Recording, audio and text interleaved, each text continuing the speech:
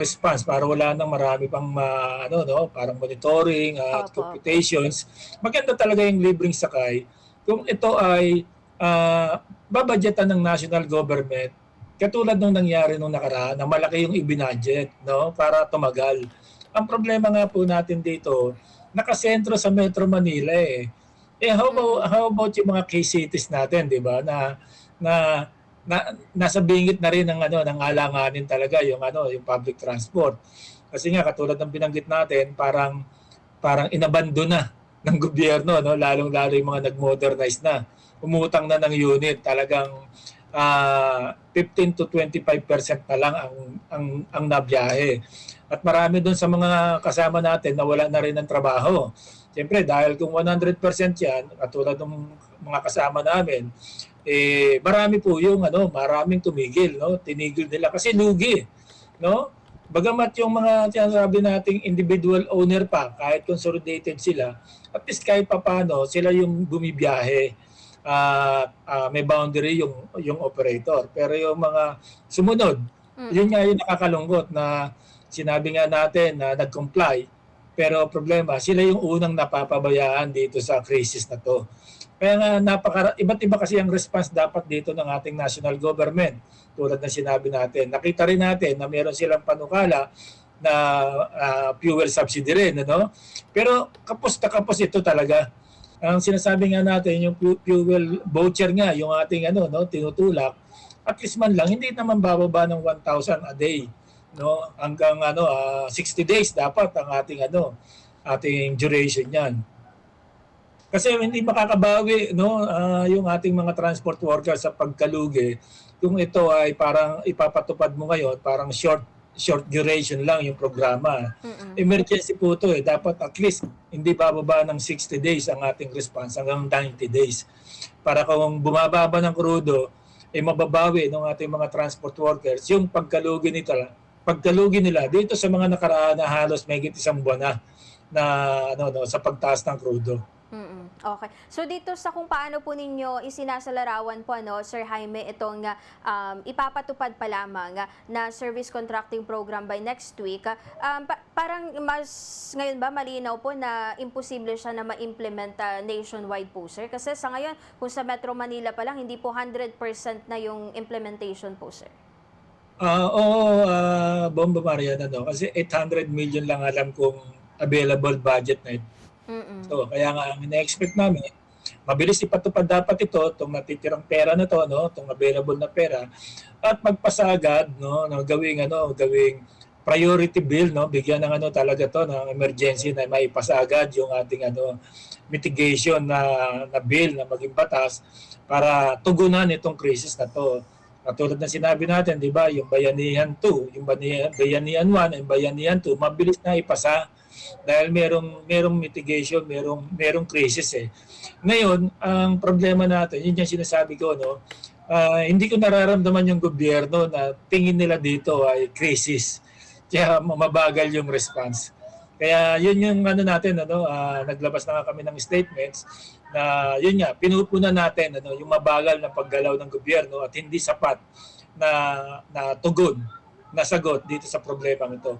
Alam natin kung tulad na sinabi natin, maraming pwedeng panggalingan ng pera.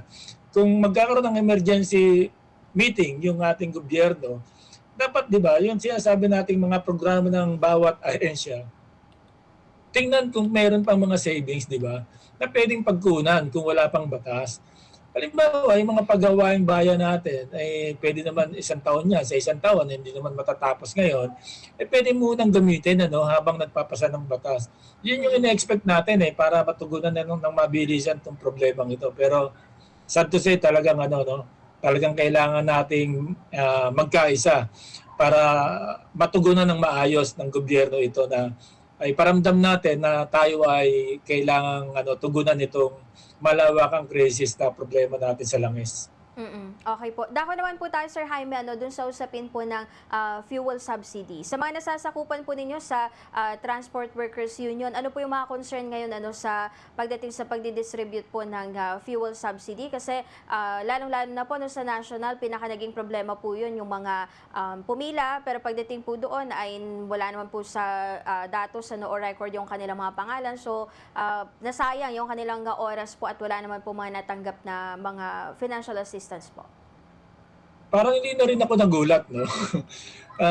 Ever since naman ganyan yung LTFRB, no? Yung panahon ng pandemic nga, yung iba nakakuha December na eh. Nagsimula yung crisis natin, nag-lockdown tayo March eh. So napakabagal talaga ng mga ahensya natin na ito sa pagtugon sa mga problema natin sa crisis. Sa ngayon matagal nang alam nila, no? Isang buwan nang mahigit itong problema na to. Alam nila na darating itong ganitong klase ng sitwasyon. Hindi pa rin pagbubuti yung parang reactive masyado yung ating yung ahensya. Hindi proactive na maaga pa na-anticipate nila ano mga magiging problema, na karanasan nila ng mga nakaraan pa ng mga bigayan ng ganyan. Every time na magbibigay ng pantawid pasada ay laging may problema. Hanggang ngayon, marami pa tayong mga kasamahan, hindi pa rin nakakakuha, no?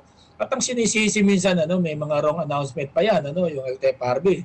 Sasabihin, ibibigay sa mga co-ops. Problema ngayon, yung mga miyembro ngayon, tatakbo sa co-ops. Nasa inyo na ang pera, pagbibintangan pa yung co-op. Kaya yun, nagkakaroon ng mga misinformation, nagkakaroon ng mga maling akala yung mga miyembro natin na nasa co-op na yung pera na nauukol na tulong para sa kanila. Pero tayo, ang gusto nga natin, parang service contracting yan, padaanin talaga sa co-ops para hindi nagiging problema, no? Kung ilan yung miyembro natin, nakalagay naman yan dyan, merong listahan sila, edi yun ang ibibigay mo dun sa co-op, sa driver, sa operator, meron silang numbers eh. Ang problema natin, itong LTFRB, magulo talaga ang sistema. Kaya hanggang ngayon, marami pa tayong mga kasamahan sa transport, hindi pa rin nakakakuha ng ayuda sa LTFRB. Hanggang ngayon, actually, kahapon, nagpunta nga yung LTFRB doon sa isang grand terminal sa Batangas. Sila mismo ay pinapupunta nila yung mga hindi pa nakakakuha. No? Samantalang marami na silang pinasubmit ng mga pangalan. Di ba? Kaya yun medyo nakakalungkot talaga na kailangan pa talagang katulad ng binanggit mo, no? Nagkakaroon ng false hope yung mga tao, no? Akala nila makakakuha na sila. Tapos uuwi naman na luhaan yung mga kasama natin. Kaya na-expect natin hindi ganito.